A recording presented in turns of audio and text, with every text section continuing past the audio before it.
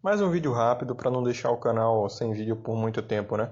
Nem sempre dá para fazer vídeos tão rebuscados e longos porque eles demandam um pouco de pesquisa, demandam alguma organização, alguma edição e no fim das contas tem sempre aqueles erros, né?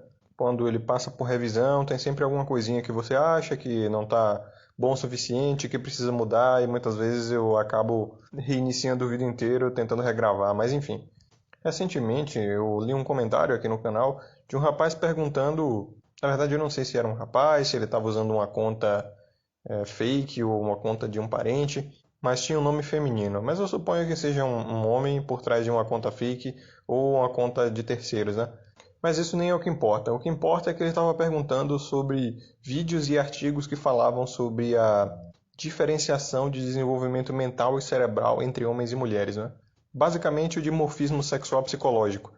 E aí eu respondi que isso é muito, mas muito raro de achar, porque esse tipo de conteúdo, por ter caráter científico e acadêmico, jamais pode passar, entendeu? Ele vai ser bombardeado muito rapidamente pela ginecocracia, porque a gente sabe, o positivismo da nossa era é o cientificismo. E não me entendam mal, eu não estou criticando o cientificismo pelo que ele é, mas pelo que ele se tornou, né? Que são basicamente empresas e o Estado financiando laboratórios e empresas de pesquisa, principalmente pequenas empresas de recém-formados na faculdade, sabe?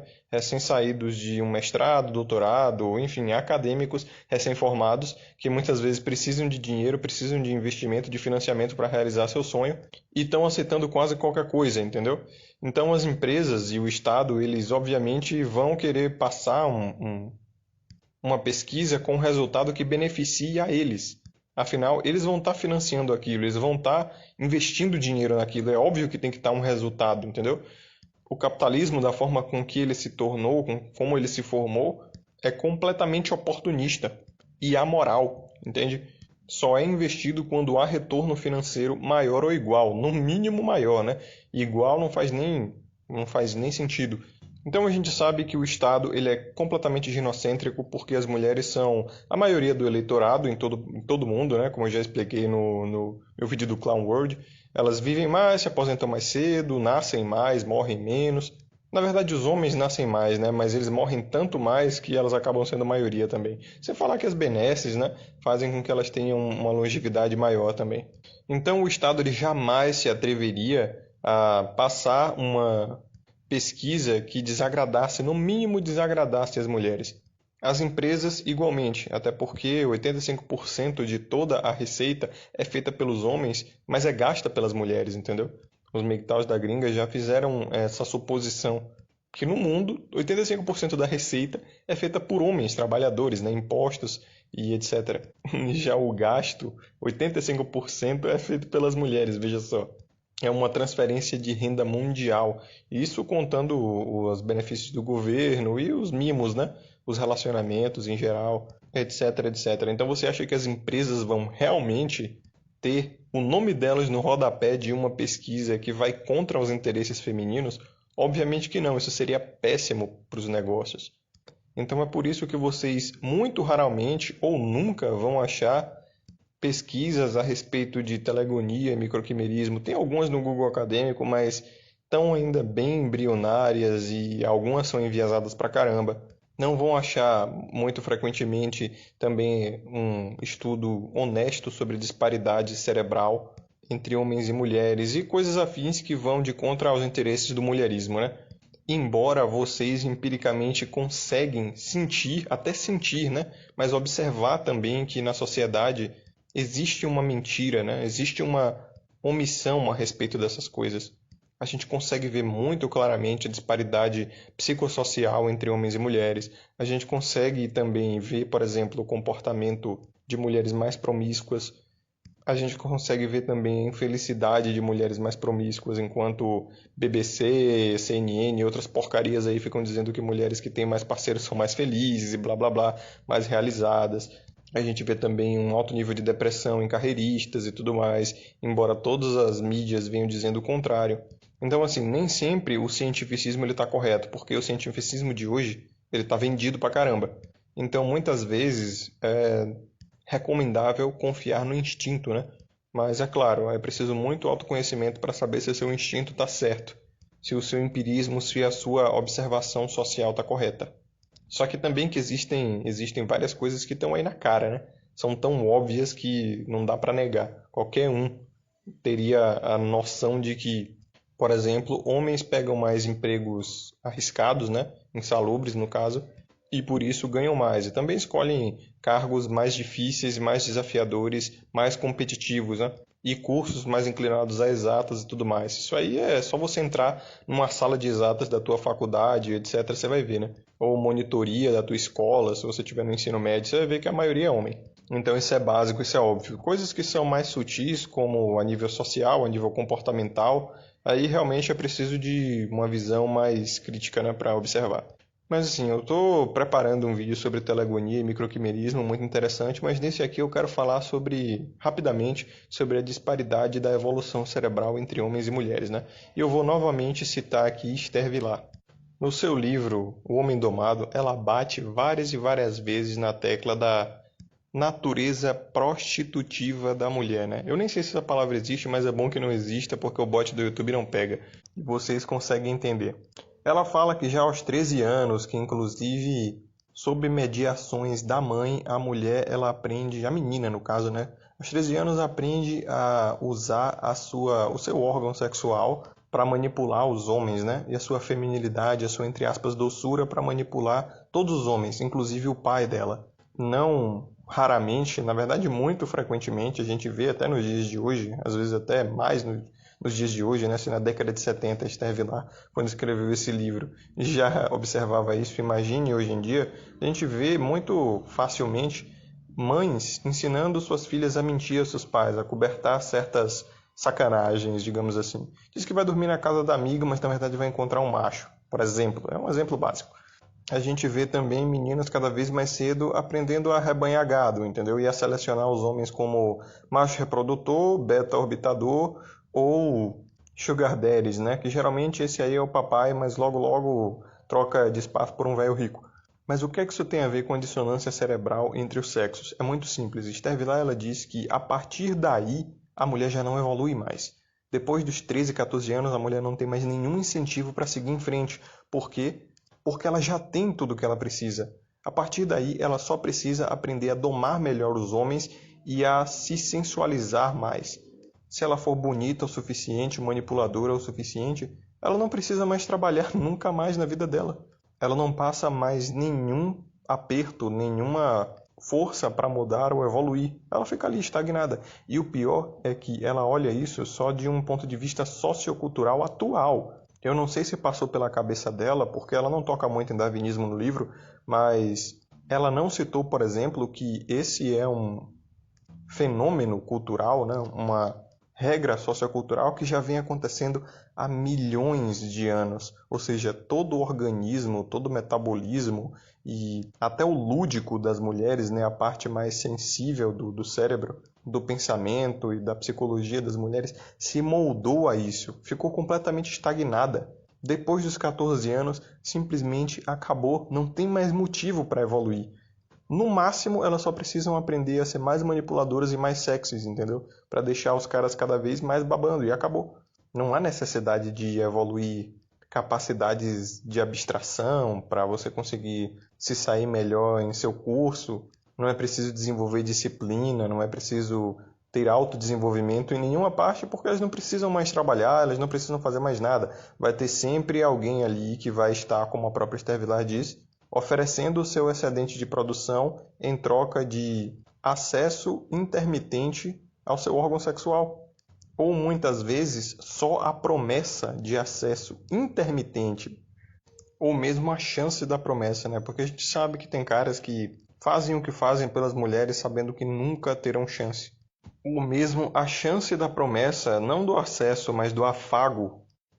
Ou mesmo a chance da promessa, mas não do acesso, ou mesmo a chance da promessa, não sempre de acesso ao órgão sexual da mulher, mas somente ao afago emocional. A chance da promessa, às vezes, de um obrigado ou de um pouco de carinho, sabe? A expectativa mesmo, a esperança.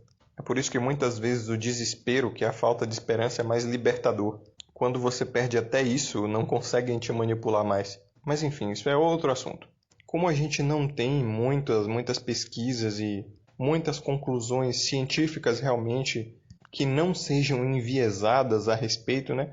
Muitas vezes a gente tem que usar, como eu falei, a nossa sensação social, o nosso empirismo e a lógica, né? Sem falar os conhecimentos antigos, principalmente em assuntos de mulherismo, a gente não pode confiar sempre em pesquisas e em cientificismo, porque está tudo vendido. Sem falar que essas faculdades, essas universidades aí, como a gente bem sabe, né? Se no Brasil está ruim, imagine lá fora, que é muito mais investido em educação e o feminismo está mais forte até, eu diria.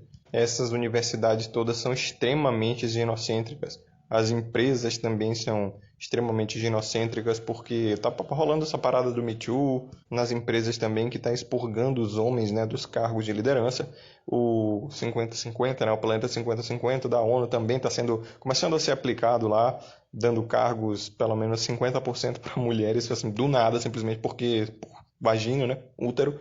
Então, o exemplo que eu estou usando aqui é o da disparidade psicossocial e cerebral, né? Qual é a certeza que a gente tem realmente? É que no cérebro masculino, vocês que são inscritos do canal do Tiozão e acompanham, devem saber que ele fala muito que o cérebro do homem só está totalmente formado depois dos 25 anos, né? Que é a idade máxima da formação do lobo frontal. Ou pré-frontal, não lembro, mas é o que fica diretamente na sua testa aí. Que é uma das áreas não coincidentemente afetadas pela lobotomia transorbital, né? Usada justamente para, ou melhor, acreditava-se que era usada para curar doenças de cunho psicológico, né? Anomalias, síndromes, de falta de raciocínio mesmo, de falta de noções sociais e etc., falta de lógica. Por quê? Porque essa parte é a parte do cérebro responsável pela lógica, pelo raciocínio crítico, pela análise de consequências e pela abstração futura, né? E veja só, nos homens só está formado depois dos 25. É por isso que mais frequentemente a gente vê homens se ferrando abaixo dos 25, porque eles estão pensando mais com a cabeça de baixo do que com a cabeça de cima, entendeu? Sem falar também a altíssima produção de testosterona, que veja só, nenhum desses dois aí é coincidente. Ou seja, não é mera coincidência, entendeu? A natureza fez o homem abaixo dos 25 para ser idiota mesmo, para acabar rendendo tudo pela fecundação, pelo sexo, pela reprodução. Depois dos 25, o cérebro já está formado, a lógica já aflora mais e a testosterona começa a cair, né? Na verdade, a testosterona cai, se você se cuidar, só depois de 35. A depender da alimentação, você pode até mais tarde, porque está aí uma pesquisa também que é extremamente enviesada, né? Mas isso é outro assunto. O cerne da questão aqui é mostrar como o homem ele demora mais para se desenvolver e como ele evolui o resto da vida dele. Por quê? Porque um homem que se destaca entre os outros homens por qualidades quaisquer que sejam, ele vai ter muito mais acesso à reprodução, entendeu? Ele vai conseguir montar literais haréns e pode ter dezenas de vezes mais sucesso reprodutivo do que homens abaixo dele.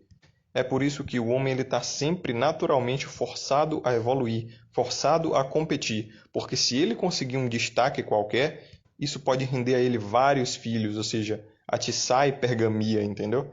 É por isso também que a gente vê muito mais individualização entre os homens. E o que eu quero dizer com isso? Eu quero dizer que os homens são mais singulares, têm mais diferenças entre os outros.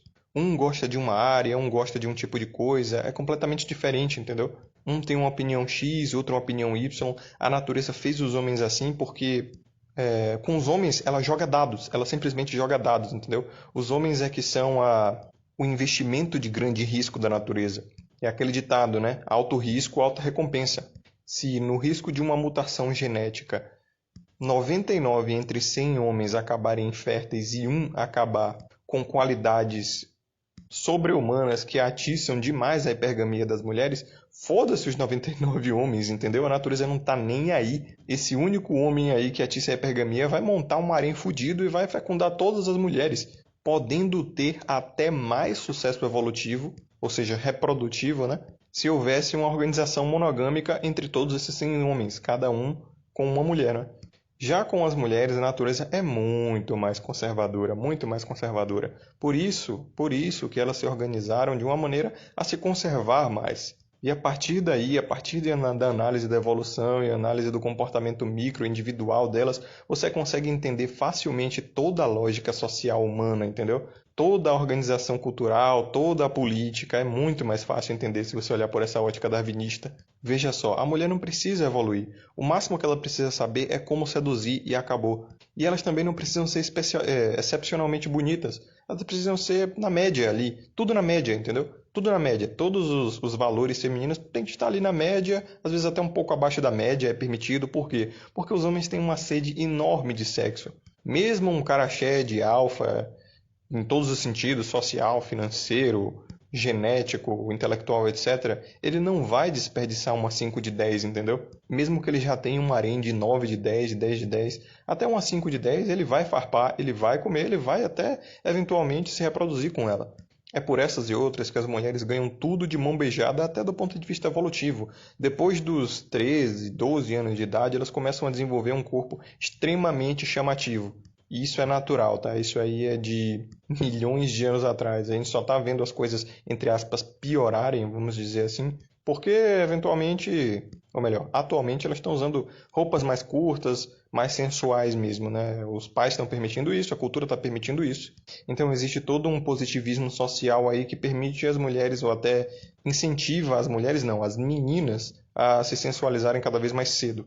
Isso também é natural, né? Tá? Isso aí é só a prova de que a gente está largando as leis, largando a moralidade, largando todo aquele modus operandi que trazia um certo controle para a sociedade e está voltando para o macaco, porque o macaco sempre se comportou assim, né? Nós, como primatas, como hominídeos, como neandertais, etc., sempre nos comportamos assim. Depois de um tempo é que a gente começou a criar regra, porque a gente viu que a vida em sociedade não dava para viver sem regra. Só que agora a gente está voltando para o macaco e foda-se. Por quê? Porque mulher no poder, né? Mulher na liderança da sociedade, da cultura e da educação dá nisso. E, novamente, vocês já conseguem ver um paralelo aqui. Um paralelo entre a inércia da evolução psicológica feminina depois da puberdade e a degeneração de uma sociedade liderada por mulheres, entendeu? Sem falar do oportunismo e do pragmatismo natural feminino. É óbvio que elas vão fazer e forçar as pessoas a fazerem o que é melhor para elas, independente do que é certo e errado, independente do que é moral ou não. Se o melhor é se sensualizar cada vez mais cedo, foda-se, mesmo que isso eventualmente traga malefícios para ela no futuro, mas a mente feminina só trabalha na chave do presente e do futuro próximo, entendeu? Por quê? Porque o útero delas, a fecundidade delas, a beleza delas dura muito pouco tempo. Então, enquanto durar, elas precisam curtir, elas precisam viver. E isso garante mais recursos também, não é? Mais recursos dos machos, é claro. Porque a gente vê aí, né? Quanto mais a mulher gasta, mais a mulher recebe. E como elas trabalham nessa chave, é óbvio que a liderança na mão delas vai dar merda. Uma liderança completamente imediatista, sem planejamento e totalmente hedonista também. É óbvio que a liderança de qualquer coisa na mão feminina vai dar merda. Por isso que a gente está vendo aí, depois que a liberação sexual feminina e todo aquele positivismo mulherista começou, as gerações futuras, as posteriores, né, sempre vêm sofrendo. A inflação está enorme e as oportunidades de emprego também estão infladas, eu quero dizer, né? Com a sua idade, principalmente se você estiver abaixo dos 25, seu pai ganhava o suficiente para sustentar até 2 famílias com 2 filhos cada um, na classe média, é claro, ou pelo menos tinha oportunidade de emprego para isso. De uns tempos para cá, ou melhor, daqueles tempos para cá, as coisas só pioraram e quem está pagando a conta, adivinhe só, somos nós, a galera que nasceu depois da década de 80, da década de 90, e principalmente, ou melhor, exclusivamente os homens, né? Então assim, eu disse que ia ser um vídeo curto, mas sabe como é que é, né? Um assunto leva ao outro, e se me deixar aqui eu fico falando até amanhã. Tem muita coisa ainda que eu preciso falar, eu vou iniciar algumas séries no canal, como essa aí da feminilização da sociedade e a castração do masculino. Tenho uma série também querendo fazer sobre a moralidade masculina e a moralidade feminina, porque tem muita coisa para falar. Na verdade, eu estou pensando em chamar até de moralidade masculina e imoralidade feminina e outras coisitas mais. Mas assim, para concluir esse vídeo, até porque o intuito dele é justamente provar que o cientificismo hoje ele está completamente enviesado pelo mulherismo, como quase tudo, na verdade, né? Mas a real intenção é para mostrar para vocês como em quase tudo, e eu digo quase com toda certeza, os homens eles são extremamente superiores às fêmeas da nossa espécie, né? Porque uma mensagem que eu quero passar aqui nesse canal, nos meus áudios também, é a retomada desse sentimento, desse orgulho masculino, de se ver realmente mais capaz, biologicamente mais capaz, que é uma coisa que todas as antigas religiões também avisavam, né? Principalmente as abraâmicas e as orientais também. Isso porque eu vejo muito sentimento ainda de impotência e de inferiorização em relação às mulheres, principalmente, ou melhor, também no meio Red Pill, né? Também na machosfera. Os caras perderam essa noção, perderam esse sentimento mesmo, né? Isso porque, obviamente, todo o poder está na mão delas. Existe também um positivismo de rendição sexual dos homens, né? Eles realmente estão todos à espera de sexo, entendeu? À espera de uma oportunidade de conseguir uma caridade sexual. E é claro, o mulherismo o cientificista vem escondendo verdades e enfiando mentiras na cabeça dos jovens, sem falar as mídias e redes sociais, né? Que é um shaming atrás de shaming fudido, sempre empurrando o homem para baixo psicológica e mentalmente. Ou melhor, isso é redundância, eu quis dizer psicológica e moralmente. Então não se enganem, a única superioridade que as mulheres têm aos homens é o emocional e manipulativo, entendeu? É a emoção e a sensação social. A leitura do caráter das pessoas para, obviamente, manipular. E ainda assim, existem vários homens que são muito melhores profissionalmente nisso, né? Como, por exemplo, os puas, que são caras nascidos para manipular, com um dom feminino mesmo, né? Enfim, esse vídeo já ficou meio longo. Eu não gosto de passar de 20 minutos porque a aderência é muito menor. Mas assistir esses vídeos até o final, ou melhor, ouvir esses áudios até o final, é sempre muito importante.